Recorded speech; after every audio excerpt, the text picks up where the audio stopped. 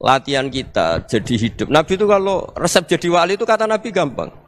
Kata Nabi, kalau kamu ingin disenangin Allah, ya sudah. Kalau kamu asbahta wa amseta gini-gini, perasaan kamu kata Nabi jangan punya perasaan ghil sama orang muslimin. Itu sudah wadzalika min sunnati. Makanya Nabi ngendikan la yablughni ahadun an ahadin syai'an. Ada yang baca la yuballighni ahadun an ahadin syai'an. Seseorang jangan melaporkan ke saya tentang salahnya yang lain. Fa inni akhruju ilaikum wa ana salimus sadri. Karena saya ingin ketemu sampean semua dalam keadaan salimus sadri, tidak punya perasaan apa-apa. Karena kalau nurutin membisik, nurutin informasi itu ya repot. Karena orang pasti sepihak. Ada kiai yang top datang ke kampung-kampung ning desa-desa. Kata yang seneng itu punya akhlak. Wah itu bagus orang besar datang ke kampung-kampung. Kata yang enggak seneng, oh itu jobnya kayak kecil kok diambil, itu kan ya kasihan itu kan sudut pandang. Makanya saya sering bilang akal kita ini cukup untuk mentasdik Rasulullah Shallallahu Alaihi Wasallam. Meskipun perasaan kita kadang orang Jawa itu beda. Saya berkali-kali bilang sama peneliti dari Jogja, kenapa sih Gus para nabi itu kok poligami istrinya banyak? Nabi Dawud katanya itu berapa? Itu Nabi Sulaiman malah jumlahnya agak terbatasin.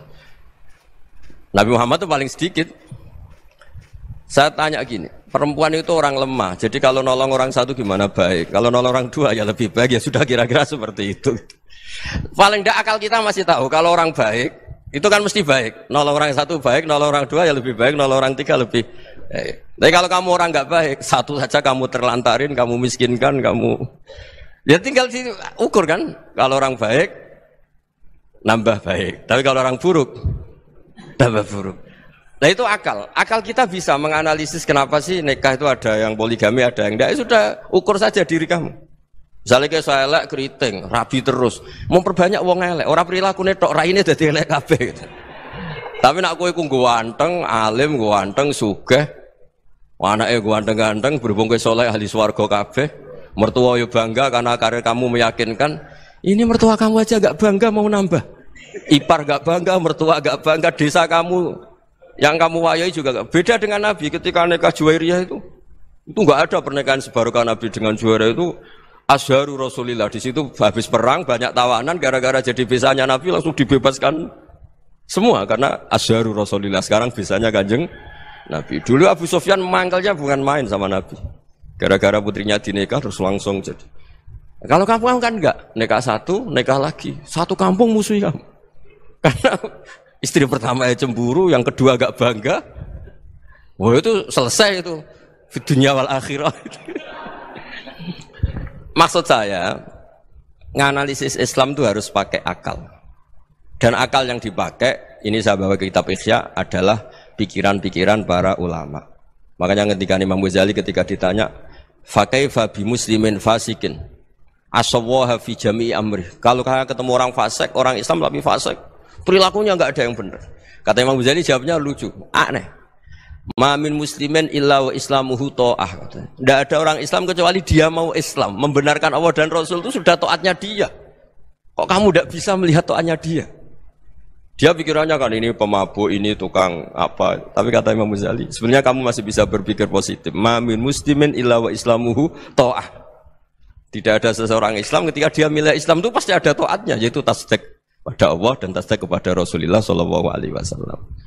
Jadi dengan pola seperti itu, maka di antara guru-guru kita yang modern ya di era Mbah Maimun, di sini ada Habib Ahmad, Habib Salim, syair yang sering dibaca beliau adalah ada orang munajat sama Allah, ini cerita munajat. Itu orang itu ngendikan gini, ana mutnibun, ana mukhtiun, ana asi, huwa rahimun, huwa ghafirun, huwa afi. Ya Allah, saya mukhti, saya orang yang salah. Ana mutnib, saya orang yang dosa. Ana asin, saya sering maksiat. Tapi engkau ya Allah, engkau ghafir, pemaaf. Engkau rahim, maha pengasih. Engkau afin, yang mudah memaafkan. Kata orang ini, ya agak kurang ajar, tapi saking senengnya sama Allah. Qobal tuhunna salasatan bisalasat. Ya gini saja ya Allah, sifat engkau diadu dengan sifat saya. Engkau Tuhan, Gusti, enggak boleh kalah katanya. Terus wasatahliban ausofu ausofi, dan engkau pasti pemenangnya gitu. Jadi ada orang rayu Allah dengan cara seperti itu ya ada ya. Saya ini manusia, salah saya banyak. Engkau ampunannya banyak. Engkau Tuhan, Gusti, enggak boleh ampunan Anda, ampunan engkau kalah dengan salah saya. Enggak boleh Tuhan kok kalah. Jadi untuk supaya orang punya harapan gitu. Banyak juga wali-wali yang jadab ketika datang ke makam Rasulullah SAW. Itu kalau dongo ya agak kacau sebetulnya, cara syariat agak kacau. Ya Allah, engkau punya dua pilihan. Jika engkau menjadikan saya soleh, surah habibu, yang senang kekasihmu, yaitu Rasulullah SAW. Tapi jika engkau menjadikan saya fasik, surah aduuk, yang senang itu setan. Monggo jenengan mau menyenangkan kekasih jenengan, mau menyenangkan musuh jenengan, monggo. Jenengan bebas kok memilih. Mestinya Allah ya senang menyenangkan kekasihnya. Jadi ya, intinya Allah dipaksa untuk menjadikan dia orang soleh gitu. Jadi kayak kemarin itu Pak Bu siapa yang kesini itu, yang sama jenengan kuliah kesini itu sama Habib Ahmad. Saya pertama nggak mau, lama-lama Habib Ahmad. Ini gimana Gus? Orang taunya saya dekat jenengan, kalau nggak kasil saya waduh. Ini kayak doanya wali yang tadi. Nggak punya pilihan, nggak ada pilihan. Jadi saya mohon. Muhasabah itu dimulai cara berpikir. Makanya di sini sebetulnya tag ini supaya dapat barokahnya Ihya. Ini kitab yang disenangi para habaib, para ulama. Sebetulnya tag di muhasabah itu redaksinya gini ya, yang lengkap. Hasibu anfusakum qabla an tuhasabu wa zinuha qabla an tuzanu wa tahayya'u lil ardil akbar. Jadi ada kata wazinu. Jadi ukur. Perilaku Anda ini diukur, ditakar. Misalnya kita sebagai suami kan ya punya hal-hal yang kita tidak ideal. Corong Jawa mesti pesek, cara rezeki ya pas-pasan. Dan kita juga kalau makanya nggak boleh tanya istri begini, apa saya cinta pertama Anda? Pasti Anda kecewa. Orang jadi istri hanya korban terakhir. Gitu. Sudah. Karena orang kalau ngelamar kemana-mana nggak jadi, yang jadi istri itu pasti korban terakhir. Gitu. Jarang istri pilihan pertama, jarang. Ayo semua yang nikah. Rata-rata itu pilihan Anda pertama Pak, dari sekian ditolak di mana-mana terus. Ya perempuan terakhir. Kamu juga korban terakhir. Gitu. Itu wali-wali dulu kalau ngandani kita itu sederhana. Antal ini masyhur diceritakan Habib Zain bin Semit dalam kitab Al-Manhajus Sawi. Anta lam tajid min nafsika kullama turid. Fa kaifa turidu min ghairika kullama turid. Kamu yang ingin ideal saja, kamu tidak menemukan pada diri kamu untuk menjadi ideal. Kamu kan ingin ganteng, ingin punya uang banyak, ingin perilaku Anda sempurna. Anda saja yang punya keinginan tidak bisa mewujudkan keinginan Anda sendiri. Fa kaifa turidu min ghairika ma turid. Jadi anta lam tajid min nafsika kullama turid. Fa kaifa turidu min ghairika kullama turid. Kamu yang punya keinginan saja. Misalnya saya ingin punya uang banyak, perilaku saya selalu benar, gak pernah salah. Loh, saya yang ingin saja dengan diri saya, gak bisa untuk benar terus. Kok kamu berharap orang lain selalu benar? Jadi anta lam tajid, ya sama. Kalau kamu menuntut istri kamu itu ramah, neriman, apa kamu neriman sama wajah istri Anda gitu? Engko yo pola ning dindi jajaki sana jajaki sini, kamu sendiri ndak kona apa. Jadi itu nasihat yang luar biasa. Anta lam tajid min nafsika kullama turid, fa kaifa turidu min ghairika kullama turid. Kamu mau menghormati semua orang, enggak mau kan?